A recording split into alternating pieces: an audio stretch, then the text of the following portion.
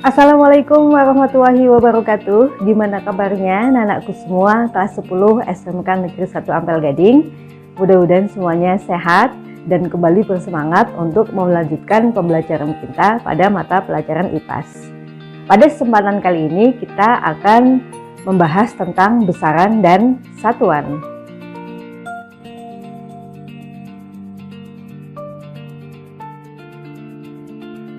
Sebelumnya, marilah kita awali dengan membaca doa sebelum belajar. Rabbi zidni ilma warzuqni fahma. Besaran, satuan, dan pengukuran. Besaran adalah segala sesuatu yang dapat diukur yang memiliki nilai dan satuan. Misalnya panjang, waktu, kecepatan, massa, dan lain-lain. Jadi misalnya panjang tongkat 2 meter, itu artinya panjang sebagai besaran dan meter adalah satuannya. Besaran dibagi menjadi dua, yaitu besaran pokok dan besaran turunan. Besaran pokok adalah besaran-besaran yang satuannya telah ditetapkan atau dibakukan terlebih dahulu dan tidak diturunkan dari besaran lain untuk digunakan sebagai dasar atau patokan dalam menentukan satuan-satuan pada besaran lainnya. Yang termasuk besaran pokok terdapat pada tabel berikut ini.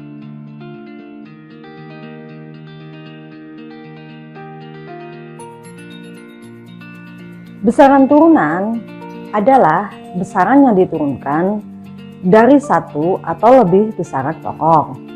Beberapa contoh yang termasuk ke dalam besaran turunan adalah sebagai berikut.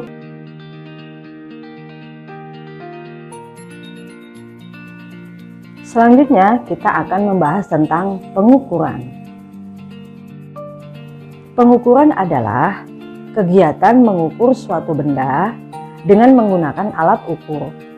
Sedangkan mengukur adalah membandingkan besaran yang diukur dengan besaran sejenis yang ditetapkan sebagai satuan.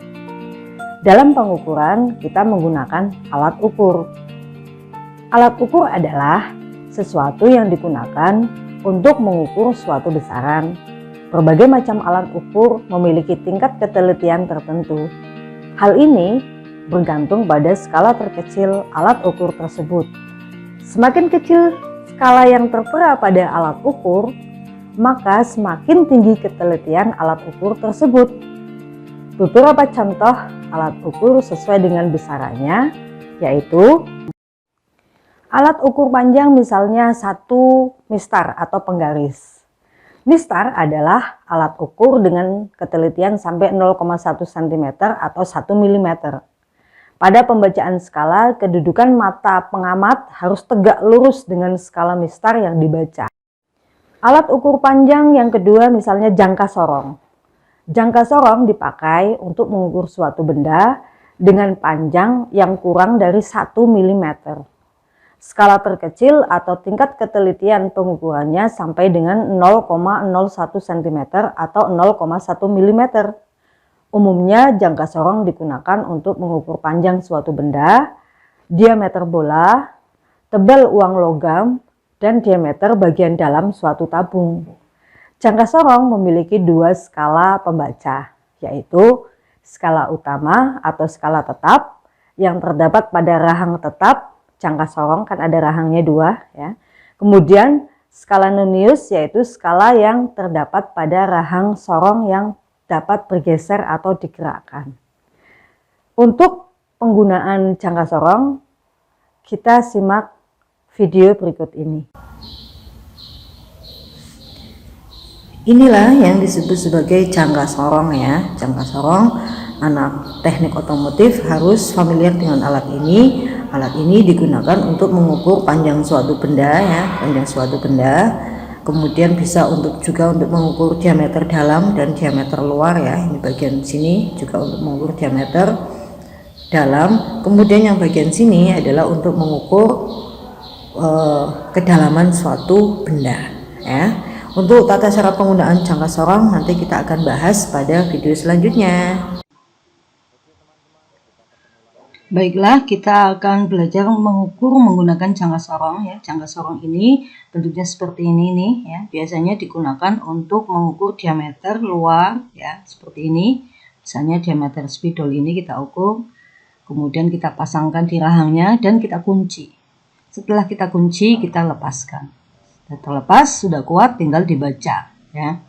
Kemudian fungsi yang kedua adalah untuk mengukur diameter dalam. Misalnya mengukur diameter dalam spidol ini. Nah, begini cara menggunakannya. Sampai pas pada posisinya, kemudian setelah pas, kemudian kita kunci. Ya. Setelah kita kunci, barulah kita baca. Fungsi yang ketiga adalah untuk mengukur kedalaman suatu benda. Kedalaman suatu benda. Nah, kita pas ya sampai pada titik mentoknya, kemudian setelah itu kita kunci. Setiap kita akan mengukur, kita kunci ya supaya tidak bergeser. Nah, selanjutnya kita tinggal membaca. Misalnya ya ini contohnya pada, nah ini kita membacanya itu ada skala yang bawah ini satuannya cm, kemudian yang atas inci. Tapi kita pakai yang inci, yang cm ya. Yang biasa kita gunakan adalah cm. Misalnya ini nih. Ini kita lihat coba ya. Ada skala yang bawah ini skala atas dan skala bawah ya, skala tetap dan skala nonius. Misalnya kita mau menghitung, kita cari yang angka nolnya, fokus ke angka 0 ya. Misalnya kita sudah kita kunci, kita mau baca, berarti itu berada pada angka 2,7 ya kan. 2, itu ada garis 1, 2, 3, 4, 5, 6, 7 kan. Ya, setelah angka 2 ada garis 7.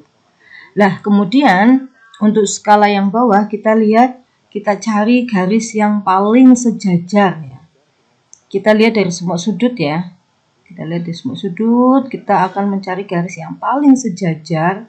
Yang maksudnya itu loh, garis yang di atas dan garis yang di bawah membentuk garis lurus. Nah, kita cari terus yang paling lurus adalah kita ketemu di angka 6 ini. Nah, angka ini ya, angka ini kita baca, karena ini skala bawah berarti kita tulis di satuan dan puluhan, 2,765 cm satuannya. Kemudian kita masuk ke contoh lain ya. Contoh lain kita lihat angka nolnya ada di mana. Angka nolnya ada di sekitar antara 6,1 dan 6,0 ya, tengah-tengah tuh. Jadi yang kita tulis adalah 6,0-nya. 6,0 kita tulis. Kemudian setelah skala utamanya kita temukan, kita lihat skala bawah ya. Skala bawah seperti yang tadi, dicari yang paling lurus, yang paling membentuk garis lurus antara garis yang di atas dengan garis yang di bawah. Kita ketemu di angka antara 6 dan 7 ya. Berarti kita ketemu angka 7 cm, 6,07 cm. Begitu. Alat ukur panjang yang ketiga adalah mikrometer sekrup. Mikrometer sekrup merupakan alat ukur panjang dengan tingkat ketelitian terkecil, yaitu 0,01 mm atau 0,001 cm. Skala terkecil atau skala nonius pada mikrometer sekrup terdapat pada rahang geser, sedangkan skala utama terdapat pada rahang tetap. Baiklah, ini yang dinamakan sebagai mikrometer sekrup ya. Ini alatnya. Mikrometer sekrup ini adalah alat yang biasa digunakan untuk mengukur diameter suatu benda yang berukuran kecil atau mikro ya. Jadi ketelitiannya sampai 0,01 mm. Untuk penggunaan mikrometer ini kita akan bahas pada video berikut ini ya. Baiklah, ini yang dinamakan sebagai mikrometer sekrup ya. Bentuknya seperti ini. Kalian akan familiar karena anak teknik otomotif ya. Biasanya Mikrometer skrup ini digunakan untuk mengukur ketebalan suatu benda yang sangat tipis ya. Nanti bendanya kita letakkan di sini. Ya. Kemudian ini punya rahang ya, dia memang rahangnya cuma selebar itu. Kemudian setelah pas pada posisi ketebalan, kemudian kita putar bagian ininya ya, bagian ada bagian yang bisa kita putar. Nah, ada skala yang tetap, ini skala tetap. Kemudian yang sebelahnya ini adalah skala yang putar atau skala yang bisa untuk menentukan skala Noniusnya. Kemudian setelah selesai kita kunci ya, kuncinya pakai skrup ini supaya tidak bergeser. Supaya tidak bergeser maka kita kunci. Nah, sampai benar-benar dikunci, baru kemudian kita baca. Misalnya kita mau menghitung ketebalan suatu benda ya, anggap saja jari ini sebagai mau kita hitung ketebalannya sampai pada posisi pas. Setelah pas kemudian kita kunci dan kita baca. Jadi di sini ada skala utamanya. Skala utama kita lihat nih, di sini ada angka 1, 0, 1,5 ya, 0 setengah, 1, 1 setengah, 2, 2 setengah, 5, 5 setengah, 6, 7, 8 ya. Berarti itu 8 ya, 8 setengah. 8 setengah, tapi belum sampai pada setengahnya, baru 8 saja. Karena 8 saja kita tulis ya, 8. Ini skala utamanya ya. Kemudian kita lihat skala Noniusnya. Kita lihat yang pada garis lurus ini ya, menunjukkan pada angka berapa. Ini 35, 36, 37 ya. Berarti 37 di sini bolehlah dituliskan 38 ya. Jadi 8,38 satuannya adalah milimeter. Paham ya? Atau 8,37 ya, lebih tepatnya memang 837. Kemudian misalnya kita mau menghitung lagi, kita cari ukurannya. Nah, misalnya seperti ini. Ayo kita cari. Kita lihat pada angka berapa itu. Kalian bisa lihat ya, angka berapa itu? 11 ya. 10, 11,5. Ya, 11,5. Kemudian skala putarnya kita lihat pada angka 26. Kemudian kita jumlahkan sehingga hasilnya 11,76 mm. Selanjutnya kita akan bahas alat ukur massa. Alat ukur yang digunakan untuk mengukur massa suatu benda, misalnya neraca. Ya.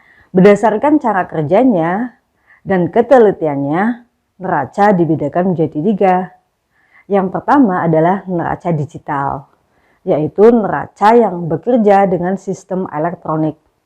Tingkat ketelitiannya hingga 0,001 gram. Yang kedua adalah neraca Auhaus, yaitu neraca dengan tingkat ketelitian hingga 0,01 gram. Dan yang ketiga adalah neraca Samalengan, yaitu neraca dengan ketelitian mencapai 1 mg atau 0,001 gram. Baiklah, ini beberapa contoh alat neraca yang ada di sekolah kita ya.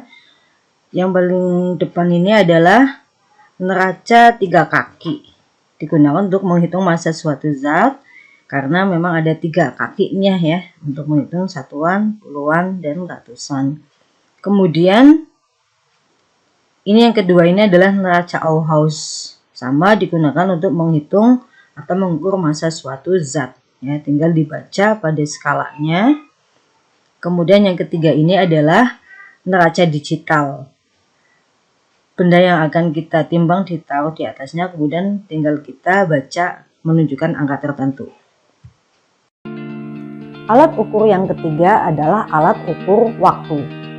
Alat ukur yang digunakan untuk mengukur waktu antara lain jam, jam matahari, jam dinding, arloji dengan ketelitian 1 sekon, atau stopwatch dengan ketelitian 0,1 sekon. Demikianlah pembahasan kita kali ini tentang besaran dan satuan. Sudah cukup jelas ya, mudah-mudahan bisa dipahami. Dan marilah kita tutup bersama pembelajaran kita hari ini dengan membaca hamdalah bersama. Alhamdulillahirabbil alamin.